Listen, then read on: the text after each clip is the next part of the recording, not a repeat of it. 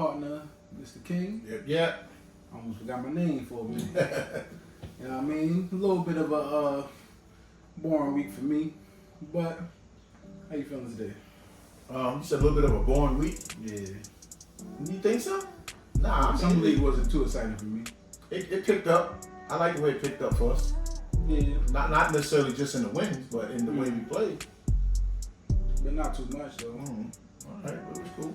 All right, let's get into the first topic. Let's jump straight into it. So, the standout Summer League performances. We got 3 wins in a row towards the end of the Summer League. Let's talk about a couple of the players. Let's start with Tyler Kolek, aka Tyler the Creator. Listen, 20 assists, I think like game 2 or 3, hitting game winners. He looked like he might play. Yeah, I mean it was times during that 3-game stretch where I couldn't tell if it was him or Jokic.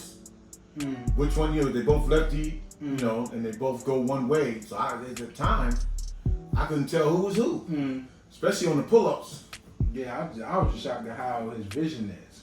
Yeah. Like, be able to drive to the basket and still see the open man. But that's what he's known for. Yeah, knowing where the guy is at. But this is a team that y'all didn't play together for a year. Y'all probably was together for like a month or 2. Yeah. And then just to know everybody's tendencies and what they can and cannot do, that was a little bit impressive. I thought he was going to be kind of short, small. He wasn't really going to do nothing. He was just a name that everybody hyped up. And Ruckish Jokic.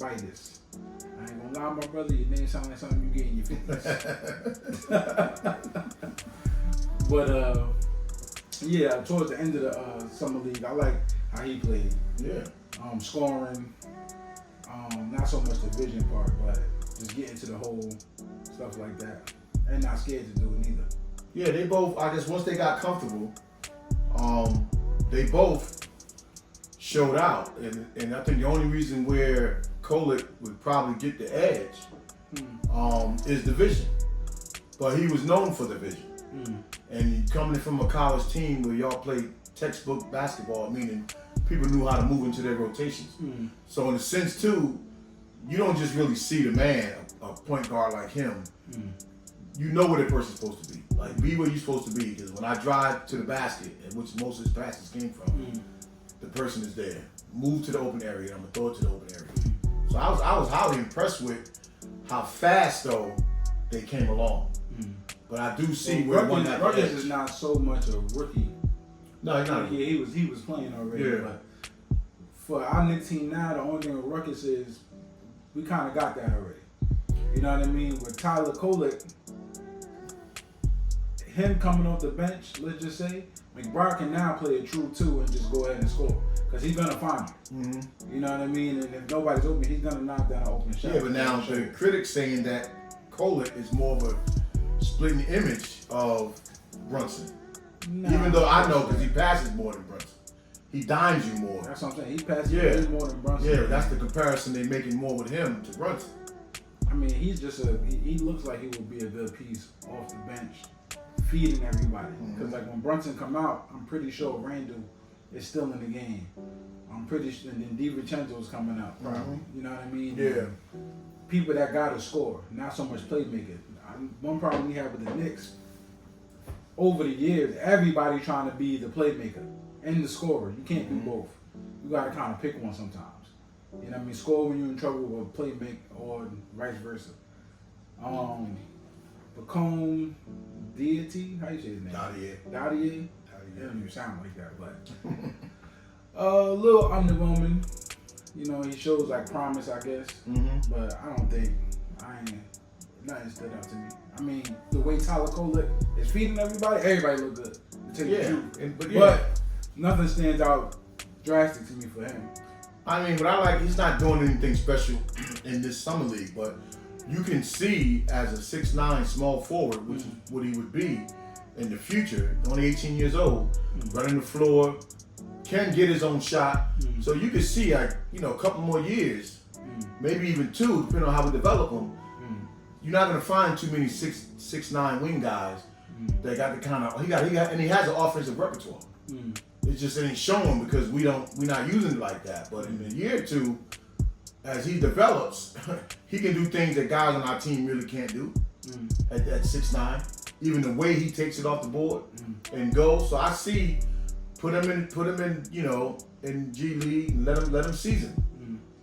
Let him season. I mean, what this standing out to me though is they running. It looks like the Knicks offense that they run during the season. Yeah. So the fact that I don't know if we give that credit to Tyler or all these new rookies that came in to be able to even run the offense and make it almost look just as good or a little bit better at cases than we did during the season.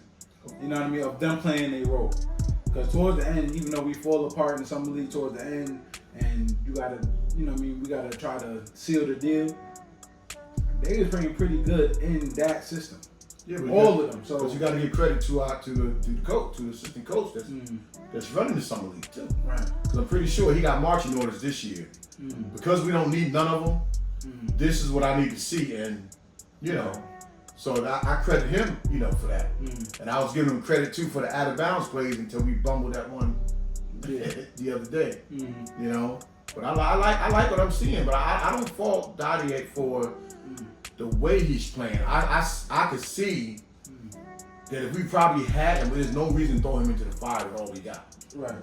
But his situation fares better for him because he knows he can't jump anybody. Now, Kolek and they might feel like I could jump a guard, but then we just brought in another guard. So you ain't jumping two guards. You know? You jump one, it was the guard we got from Philly. Yeah, I thought we might have got him for a trade too. So y'all ain't jumping two. That's what I be thinking about. You know what I mean? As Knicks fans, when we like players, we kind of want them to play, but we just got somebody that's definitely probably gonna play. You know what I mean? We can't say that because remember we talked about other week that when they bring in these players, management might want them, but management got to make sure Tibbs want them.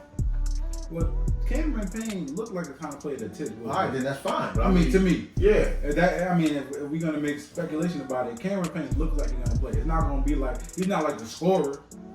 You know what I mean? He's just a guy that has tangibles on the court that affects the game.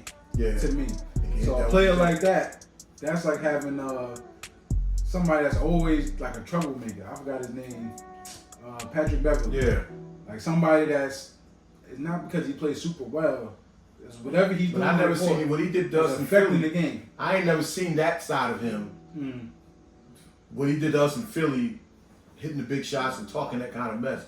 Can't say I knew him. I knew of him, of course, but didn't see him that extensive to know that he do that. I mean, listen, he did it in the playoffs. So right. So yeah. Right. So I'll take it. I'll definitely take it. But they have more. Kolek and them have more to worry about than Dottie. Dottie, he know damn well he ain't cracking that rotation. So he got it good. He was the fan favorite, and now it went over to Kolek. If y'all got this far, we're not gonna name every summer league performance, but if you got this far, I want y'all to like, comment, and subscribe. Thank you for all the returning people that came. We highly appreciate it. Thank you. But the centers. This is where I was happy, and this is where the controversy is going to come in. Now, Ariel Hakporti probably must be named too. Still my favorite. Tyler Kolek had him out there looking like Baby Shaq. And then you guys, I ain't even going to say it. Other big man. I ain't even going to say his name. He out there looking like, I don't know, but he looked good too. Now, This, like you said, it is a dilemma because one of the Knicks beat writers pointed out that the Knicks are high on him. On which one? On the other one, the backup, right? What's his name? Scapa. Yeah, him. They high on him, and it's just, I guess too, he can hit the pick and pop too. So. They do a lot of the same things. He seems to be blocking shots also. I don't think neither one of them is a rim protector.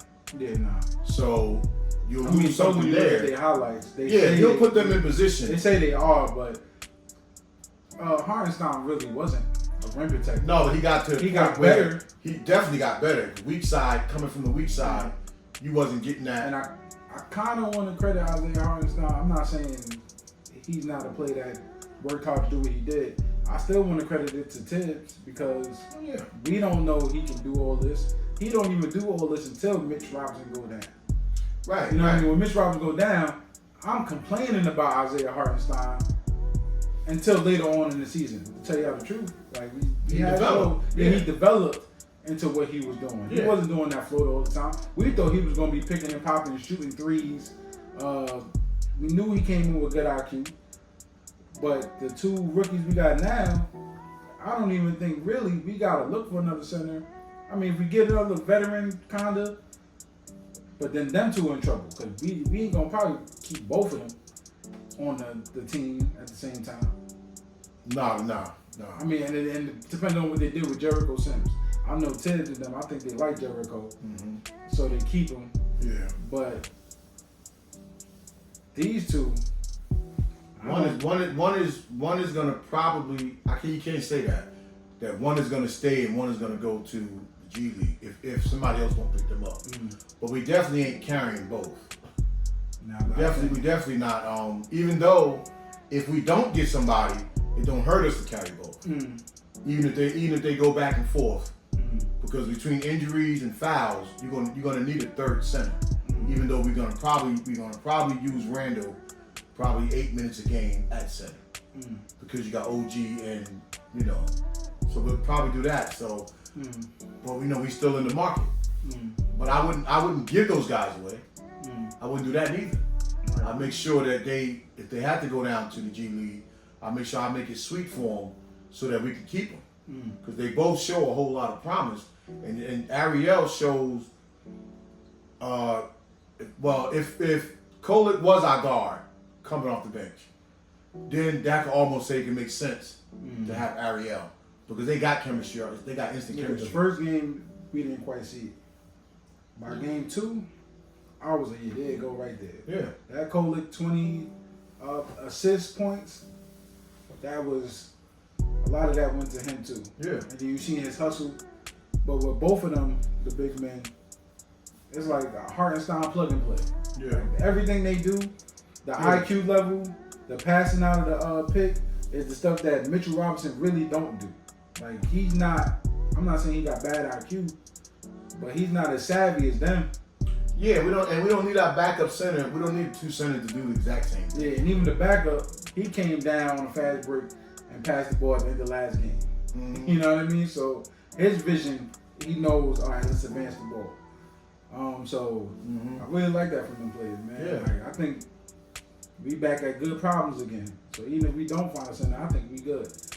I don't think we need a great center for this team. No. We just need somebody to do their job. That's it. Just do your job, and then we should be good. I don't see, ain't no center in the league that dominant I'm worried about. No, but it's also, as long as we got Mitch playing his 24 minutes and what he's able to give us healthy, again, we still only got the sample size of what he was doing last year. He was playing his best basketball before he got hurt. So now it's probably going to be a slow start, but after his slow start, we see what he's going to be. Right. And then your backup center got to come in and maintain that or maybe give you some more scoring. Because Mitch is going to give you, on a good day, he's going to give you 10, 12 points on a good day just because of the putbacks. Right. And maybe here and there, pick and roll, lob. So I can't honestly say unless we would have to keep Jericho and then maybe one of those guys. But we couldn't let Jericho go and depend on one of the two. That I wouldn't do. Not yet. Even though I still believe we don't have to go into the season. We don't have to find that center yet. We could wait as the season go on to find that center. But again, it don't hurt for us to still scour the market because there's still some other centers out there that can help us. And we're gonna get to that because I see down the line. Yeah, we're gonna segue into that right now. So Ian Bagley says front office is not. I don't know what I wrote, but I guess sold on Randall. I guess the split on Randall. So Knicks in a 3-team trade talk for Clint Capella. I think the Hawks will get D'Angelo Russell, Hachimura, Gabe Vincent, first and second round picks. Knicks will get Clint Capella, Jared Vanderbilt, first round pick and pick swap. Lakers will get DeAndre Hunter, Miles McBride, and Julius Randle. I don't really like that. I mean, also Ian Bagley said that would keep us doing it this way, will have us not reach that second apron. Years to come. But this will work out for everybody. Clint Capella, Julius Randle, and Miles McBride. Nah, I'm good, because even in that particular deal, there was several picks the Knicks would get. Two they would get, two they would swap. So it was almost like 4 picks. Yeah, there was a lot of get 4 draft picks in that trade. The Hawks had a lot of picks. I mean, I guess Tyler Kolek will get a chance, or Ruckus, either or. They will get a chance. Pacone, how you say it? Dadier, I think get a chance against Randall, unless they bring him back Precious, because that will kind of change everything. Now players will have to work harder. In my mind, Julius Randle makes the game easier, not only for himself, but for everybody else, and vice versa. This is why this works. Julius Randle can't do it by himself, but now when you got Brunson, it makes the game easier for Julius. But now you keep adding players that by themselves probably couldn't do it. But now because you got to worry about all these players, it makes sense. Clint Capella, decent center. But for that, nah. But he would still be a backup. I mean, not for Randall. Right. So he'd be a backup center. You got to now, who are you putting in Randall's spot now? Let's start. Well, they probably would bring back Precious. And you could use Jericho because you're not going to be looking for scoring. Obviously, that to me is nice. It would be to have Clint Capella on your team, who would be a Tibbs type of guy. And I think Vanderbilt could also probably play power forward. But you got to treat Randall. No other team would take an all-star and trade that for an all-star. No other team in the league. So unless y'all are just so, when they say split, there's only going to be 2. So the illusion of management is split. It can only be Leon and World Wide West. So which one don't want Randall? And then on the other hand, which one is it because you don't want Randall, or you want to just stay below the aprons? Because Randall's going to be due for a big contract, and then it's talk that he's not giving no discount. So which one is it? Who the one that don't want Randall? Because you can't say fit. Financially, you could say fit, but you can't say chemistry fit because Randall proved that he can play with Brunson and OG and play effective. And then there was talk too in the same article with Ian Begley is that they feel that if it came down to they could play the 46 minutes together, but the last 2 would Randall feel like he need the ball. Well, Magic and Kareem coexist. Michael and Scotty coexist. But why with the Knicks? Why is that a thing? Well, that's what I'm saying. With Ian Begley, where you get some of your information, not to put it all on him, but it was his article. One person can't be the sole. For as much as Brunson closed the game out for us, there's a lot of times he didn't. Decision making wise, bad shot wise, throwing the ball around wise, ball handling. You need that other threat to keep the floor spaced. And in times that Randall also guilty of the same thing. But to say this is our closer, nah. I don't want to put that on. Yeah, put the ball in Brunson's hand, but you still need that other alpha. But I defense respect. Yeah, but I think the way our team is set up, I think they understand who was who at what point. If Randall is dropping close to 30 points a game, and it's a close game, and we need to win, I think they're gonna give it to Randall. He's the high hand. He's open. Whatever it's gonna be. Now, if it's a 3 to win the game, I think it's in Brunson's hand, and maybe he looked for DiVincenzo stuff. Even in the playoffs, when it was close games and we needed the threes, what was good on our part is they was looking for DiVincenzo, even though he still got to find his own shot. But in that system, I don't think that's an issue. I think Randall understands that this may have swung in Brunson's favor already. Because playoff presence and everything we need, Brunson did. Now, times he messed up, but he took it on the chin. But the times that he messed up was because everybody else couldn't create their own shot. He was being ball pressured. His handle wasn't being as great. He was injured. But you have another alpha. I don't have to deal with that. Now you can't double team me in the backcourt or put all that pressure because all I got to do is release the ball to Randall, who can create his own shot. And suck in the defense also, so the ball keep moving. So I just understand that part with they say management is worried about. That's a good worry. It's not a cancer type of a worry. Right. Randall, he saw it. And I believe him when he said on Mellows and them, podcast, how it hurts sitting there watching him. Not so much only watching him advance without him, but seeing where I could have been helping. He know he could have been helping. And if you're gonna move him, then you move him, but don't scapegoat him. Because you start scapegoating him, now you're making him lose his value. Because if that's all you're gonna get for Randall, then you just want to give him away. And then how many people you think? I mean, I hope that's not the case. But how many people are supposed to take a pay cut? Be good now. Like the only other person that was supposed to take a pay cut took the pay cut, and then his friend now your friend gonna take the pay cut. Why you think Randall got to take a pay cut? He don't got to take a pay cut. No, he don't. You don't got to take a pay cut. You mean to tell me Randall after coming up to All-Star and again he wasn't my favorite throughout the year. He not consistent, but he not worth. Whatever he's like, what, 200 mil? Well, with the money coming down the pipe. But these players getting even a pay cut.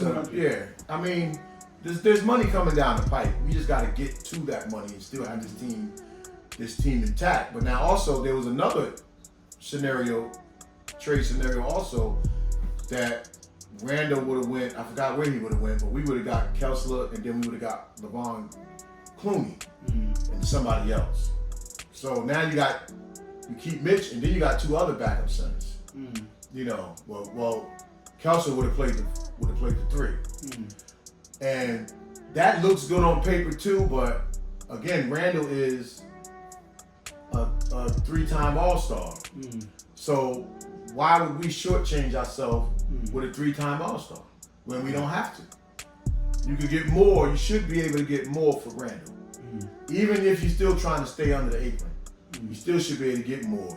But if something was to happen, and let's say hypothetically for whatever reason, and then you put Kessler at the 4 and Looney backing up Mitch, well, you still got something, but you don't got that other alpha that Randall is. And listen, maybe they think they can shortchange Randall. One, because he's not consistent when it comes to the playoffs. You know what I mean? The Knicks fans be still split on Randall itself. So I think that has something to do with it. Then you went to sketches. You know what I mean? So like even trying to promote you to even say you are the All-Star, you on sketches. Listen, I think all that got to do with it because like if Brunson don't come out of his shell, Brunson was quiet. If he don't come out of his shell, he don't get on these commercials, and it's almost like he can plead his case on even if we didn't win. I'm putting on a show in the Garden. Randall don't really put on the show. He just look like a physical specimen out there. He look like this is what he can be. No, Randall proved. Now he's not now mind you, when Randall was the guy, Brunson wasn't the guy. Well, no. So now you need both of them because Brunson proved he can't do it by himself. He proved his limitations when the ball handling side, even though he was injured too, but he don't got that type of handle. He can't escape dribble. When the pressure's on like that. Now you have the two of them together. Randall don't got it now and get us all the way over the hump by himself. But the two of them together, you got to let that rock to me if you get that far. Because listen, when we go OG and Bridges, they're going to be a +2 when we get up against, if we get that far against Boston and Milwaukee and them again deep in running the playoffs. And if you don't have that other alpha, we're going to be in trouble again. And I agree. But when you got Clyde screaming out the Brunson burner. Where did it get us over the hump against Halliburton? It didn't. All right, so It ain't enough. It wasn't enough. But I'm just saying, this is why they probably playing with Randall like this, because he's not I'm not saying he's not a fan favorite, but he's just not. He don't gotta be a fan. No, he don't gotta be. But when it comes to money and contracts, I think they look at all that. I think they looking at. For us, I'm like, no, you keep Randall, you don't get rid of him. But when they probably got him in these boardrooms, then they looking at. All right, so I'm saying, so what it's you, money. What you right. do, and it's money, then give him away. But you can't try to diminish. We already see, even Brunson came. We saw Randall couldn't do it by himself. We see Brunson couldn't do it by himself. Now the two of them together playing that peak performance. There's certain things that Randall, my belief last year, had he played, he wouldn't have faded because we had more. Yeah. We would have had Brunson. We would have had DiVincenzo. We would have had OG. So now you don't have to put it all on your shoulders. Yeah, I think he don't get hurt. Yeah, last year. If he don't get hurt, OG don't get hurt. Because OG, Mitch. I think OG plays so hard that that's why he hurt us, because he was already hurt. Yeah. Now you trying to get that scoring load that Randall would have took. You trying to get it, and which he did, but you got hurt doing it. But I don't think that was uncharacteristic of him to do that. I'm just saying, because they couldn't stop him. I'm talking about, no, they couldn't stop him. But what I'm saying, now we see that, you can do that.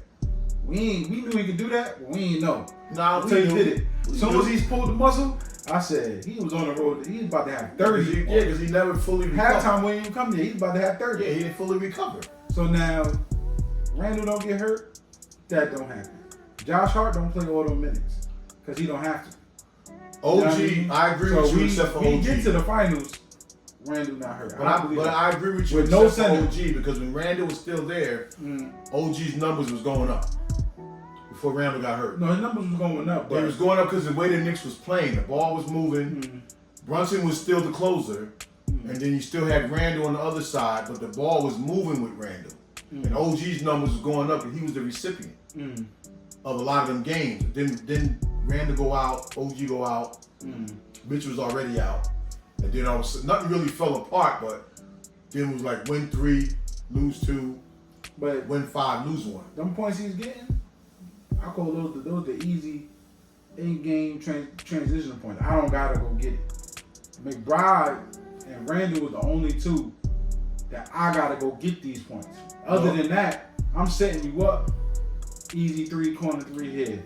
Or you cut to the basket, easy live here. Right. You do this. I don't got it. Look what OG did. Dropping it down to you in the post. But look what OG did when Randall went out, like the next man up mentality.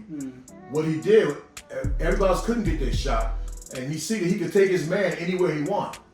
So he taking his man down there and getting his shots off. Oh yeah, so that's what he did what he's supposed to do. Yeah, my point exactly. He right. But when he came in, we knew he could do that a little bit.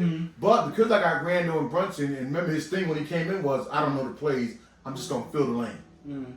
So now as you get more comfortable in the offense, and they telling you pick your spots for to take it, and that's what he started doing. Yeah, my point exactly. But it's not his fault. He don't get hurt if Randall still there. That's what I'm saying. Because he may still get hurt. Nah, he don't get hurt because he was hurt when we still got him. You know. Coming off, well, he injury prone, so I think. Yeah, so I think that's his. It's the whole fact. You put all them elements together, because him, OG, and McCall, they're gonna be extras in this party with Randall and Brunson. They're gonna be great extras, but they're gonna be the extras. Just like you got Jalen and you got Brown and you got Tatum, but look at their extras: KP, Holiday. Yeah, I think McHale. White. Yeah, I think McHale plays. So we're gonna have great extras. Now DiVincenzo, I think he probably had a harder time because he was getting around. I'm talking about getting around, like trying to get that 3-point off. You might not even have to do that unless you're just standing and getting. But it wasn't a hard time. It was just like that we had an option. Brunson could take his man down there, back him down, shoot over him, or we could wait for what I'm saying is DiVincenzo to come off the curl. He's getting less shots. You gotta get, of course. Yeah, so everybody getting less shots. Yeah, NBA eyes, I guess when Miles Bridges did there. Mikal Bridges, you getting less shots. Yeah, he know that. But he know that. Because he said comfortable with that. Yeah, Bridges said the same thing when he went from wherever he was at to the Nets. He said, I just got used to being the guy scoring. and just shoot or whatever. Yeah, but that's when he went to the Nets, he was like, oh, I can still do this. So it was like a clear conscience. Remember, this is the problem with a lot of teams. When he was on Phoenix, right, with Booker, instead of teams, okay, Booker, you're a star. Now work with your other shooter. You draft them for that reason. You draft them high for a reason. So let your shooters work off each other. Then Booker goes down, and then they tell you, Monty and them tell you, we want you to be the man. Okay, he's been the man before. So it was no problem for him to step into that role. Then all of a sudden you become the man, Booker come back, and you get traded for KD. You can't argue getting traded for KD. Regardless of how good I'm playing, it's KD. Then you go to the Nets, people get hurt, be the man. I know how to be the man. Now you come into the Knicks, you ain't gonna be the man, even though you might be our best offensive player. Plus counting Randall and Brunson. He's the better offensive player, but we're not gonna make him the man because people just don't do that. But why not? Why not make him the primary scorer? We ain't gonna do that. And let Brunson and Randall, because they can get theirs any way they want. But the people just don't do that. Sometimes the pecking order hurts your team because everybody be forgetting why they draft or trade for somebody. I'm getting you for this reason. I think we get him more for what's that? Two-way? Yeah, two-way, but he's not better off. He would be, if we wanted him to be, he would be our better offensive threat. I don't care what nobody say. Brunson is Brunson. Brunson works hard to back that man down there to shoot over him. That's a skill set that he developed. You lucky this ain't, I was about to say. No, but I'm saying, but that's a skill set. Yeah, he developed a nice skill set of a small guard to back that guy down there. They all know he's gonna spin out. They all know it. They playing him in case he don't spin out. 99% of the time, he spins out and shoots over because they don't know how to defend it. Right. So Bridges can get you your 20 if he needed to on a nightly basis, but we ain't gonna play it that way. And we don't have to. We can run through Brunson and Randall and let them guys get all the scraps. But look at we got a great opportunity with this team, and I think we should hold on to Randall and let something blow your way. And now, if that apron stuff is going to be that much of a problem, then do something. But don't say I'm trying to win a championship right now. I mean, no, I don't think if we don't I'm do giving nothing, you away I for think nothing. we good. I think if we don't do nothing, we Well, good. next year, because it's But next if we year. just trade them up front, I think that messes up the apron.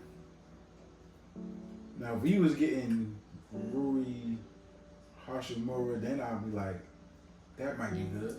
But we not. I'm talking about if we got In that trade? Clint Capella and Rui, maybe that would have been good. Replace Randall, because then that person don't got to be that good. With Vanderbilt, I mean, Jarrett is Rudy don't do no more than what Jarrett would do. Now, to me, I would take, if you gave me Clint Capella and somehow you gave me Tobias Harris, I would take it. I would have took that. That's not a fair trade for Randall, but at least money-wise, that would have fit. Yeah, that would have been. You know, because he could give you that stretch forward because we got scoring with or without Randall. We got scoring. It's just that the scoring is going to be easier with Randall. Yeah, if it was a trade for Randall, that person got to just play probably better defense. The only problem with Randall is not consistent, and he do miss a lot of assignments defensively. But Okay, he ain't there for his defense. that's what I'm saying. He ain't there. But he does play defense. I said if Randall left, if that person ain't gonna be as good as Randall, he got to at least play better defense. But makes up for Randall's defense, he's a great defensive rebounder. Yeah, true. And he's an in-traffic rebounder. So no superstar not named Michael Jordan or Kawhi Leonard is there for their defense in the history of the league. There's only so many superstars that was there for their defense. You know, so Randall ain't here. He still plays his man though. He don't just give you the 2 points. You know, so I like how our team is. Let's just try it. And if Randall want too much money next year or something, but I wouldn't even let him go at the trading deadline because of that. If I could win, unless you really think we can't win with Randall, the pressure ain't only on Randall like in the previous years. And if we go to the parade next year, just go to the second apron. We're gonna get it again.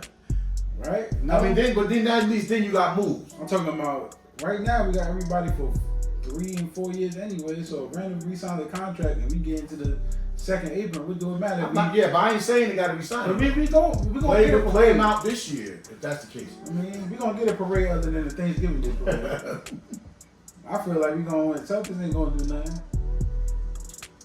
We got a good team. I mean, and we should let this team do so what it do. They're gonna be distracted. Them young boys gonna be distracted. I mean, listen. I don't care what they say about Boston because we have not had a repeat team since Golden State did it, and then you hadn't had one since Miami did it. Mm-hmm. So it's not a foregone conclusion. They're only the team to beat because they are the champions. Mm-hmm. It's not a foregone conclusion.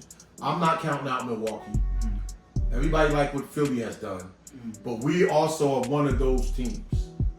So Boston got to worry about everybody else. And what did Jaylen Brown say? We was keeping our eye on the Knicks. Mm-hmm. Even though they knew Randall was out, they was keeping an eye on the Knicks. Mm-hmm. So we here. We ain't coming. We here now. Mm-hmm. So all we got to do is go out there and play. But management, don't start them mind games until you get rid of Randall. Don't play the mind games. But even looking at this, I'm not 100% sold on. Hopefully that ain't the case because Ian Bagley, he did say it was just a brief thing.